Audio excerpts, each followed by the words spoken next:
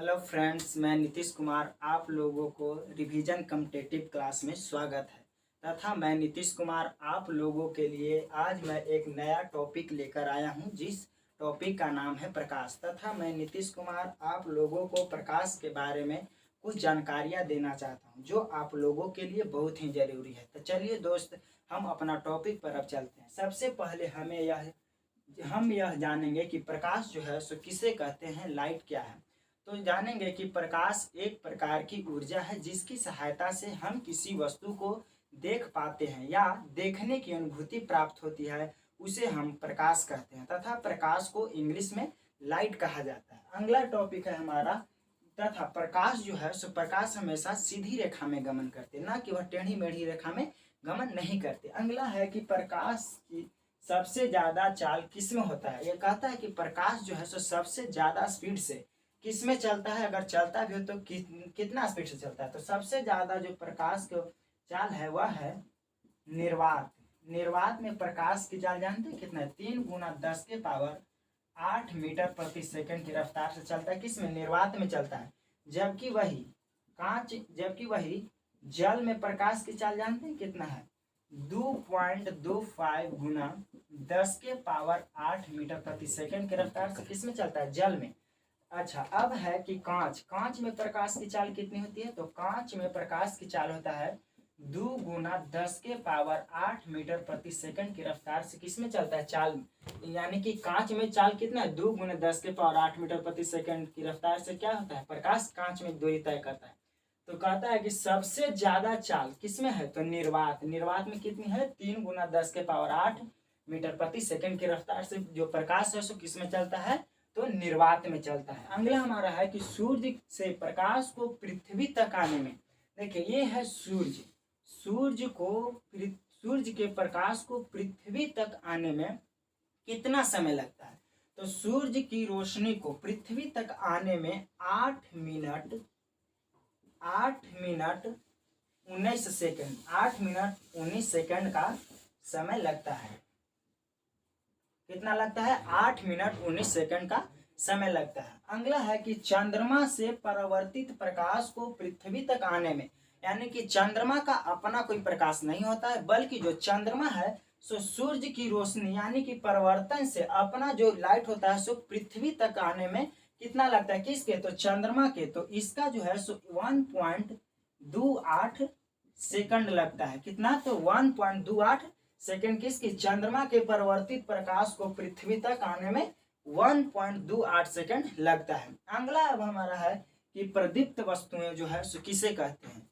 प्रदीप्त वस्तुएं वे वस्तुएं कहा जाता है जो वस्तु अपना प्रकाश स्वयं उत्सर्जित करते हैं, उसे हम प्रदीप्त वस्तुएं कहते हैं। जैसे में मोमबत्ती है, सूर्य है, बल्ब, ये सभी जो है ये सभी क्या अपना प्रकाश होता है, ये सभी दूसरे पर निर्भर नहीं रहते।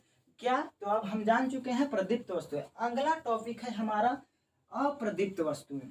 अब हम जानेंगे कि अप्रदीप्त वस्तु जो है सो अप्रदीप्त वस्तु किसे कहते हैं।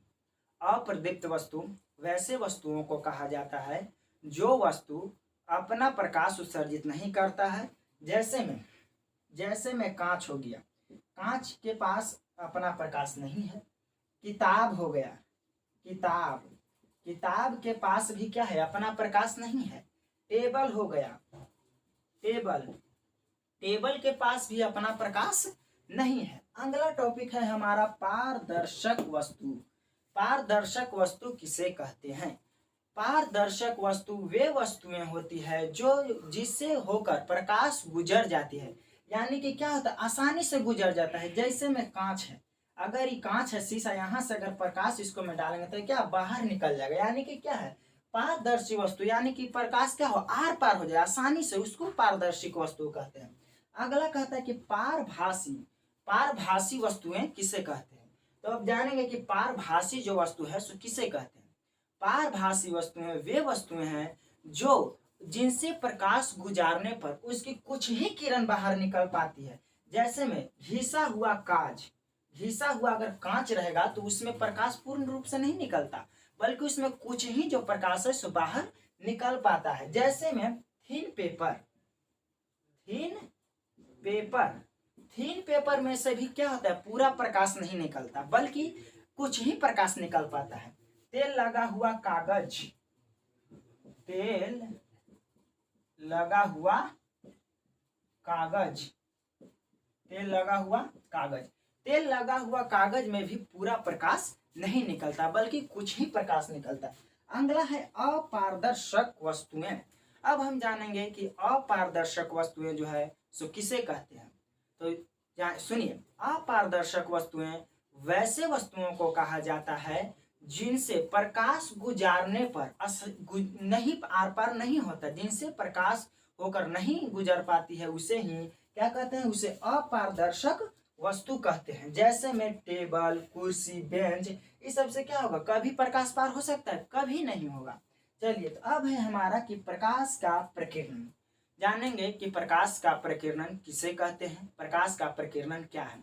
जब सूर्य की प्रकाश सूक्ष्म कणों पर पड़ती है तो वे सूक्ष्म कण प्रकाश की कुछ ऊर्जा को अवशोषित कर अपनी चारों दिशाओं में विकृत करते हैं, मतलब कि फैलाते हैं, उसे ही हम प्रकाश का प्रकीर्णन कहा जाता है। तथा अब यह भी सवाल हो सकता है कि इसे आकाश नीला क्यों दिखाई देता है। तो प्रकाश के प्रकीर्णन के कारण, किसके कारण, तो प्रकाश के प्रकीर्णन के कारण ही आकाश कैसा दिखाई देता है, तो नीला दिखाई देता है प्रकाश के अब कहता है कि सूर्य ग्रहण किसे कहते हैं। अब हम जानेंगे कि सूर्य ग्रहण किसे कहते हैं।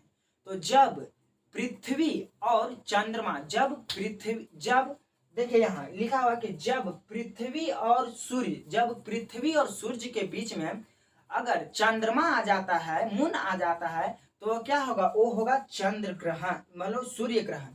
रोका हाँ, चलिए दोस्तों, तो हम थे सूर्य ग्रहण। सबसे पहले जानेंगे कि सूर्य ग्रहण जो है, सूर्य ग्रहण सो किसे कहते हैं, सूर्य ग्रहण किस दिन को होता है।